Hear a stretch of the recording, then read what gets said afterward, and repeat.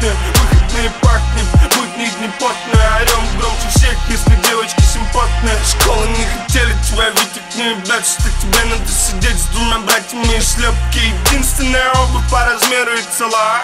Почему нет денег, это взрослые дела. Заеби, что ты тут не один такой и не так стрёмно. Соседи наблюдают за тобой через стекла. Папа говорит, не оставляй здесь ничего без присмотра. Папа не хотел, но научил тебя быть взрослым. Говорят, даже палкой стреляют раз в год. Мы без интеллектуалов и грязные животные. Выходные пахнем, будни дни потные. Орем громче всех, если девочки симпотные. Дальше от скандалов, то моя ответственность. Улица пала, хвалиться на наследственность. Торговать балом, пока кто-то не вольнет. Говорят, даже палкой стреляют раз в год. Говорят, что твой старший брат просто наркот. Страчами физишмак подает, как дышит. Для урода на мелки ты просто ебаный скот. Ты вообще для вас излишество, самый запретный плод. Троем дичь тебе в лоб, правим диги до детали.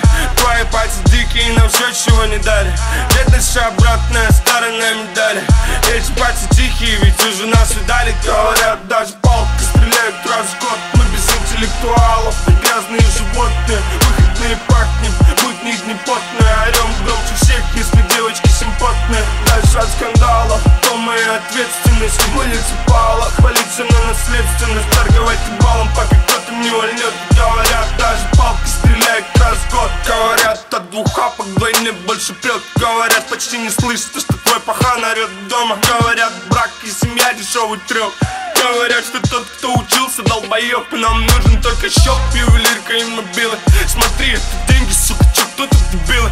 Торговать ебалом, пока кто-то не вольнет. Говорят, даже палкой стреляют раз в год. Говорят, даже палкой стреляют раз в год. Мы без интеллектуалов и грязные животные. Выходные пахнем, будни дни потные. Орем громче всех, если девочки симпотные. Дальше от скандалов, то моя ответственность. Улица пала, хвалиться на наследственность. Торговать балом, пока кто-то не вольнет. Говорят, даже палкой стреляют раз в год.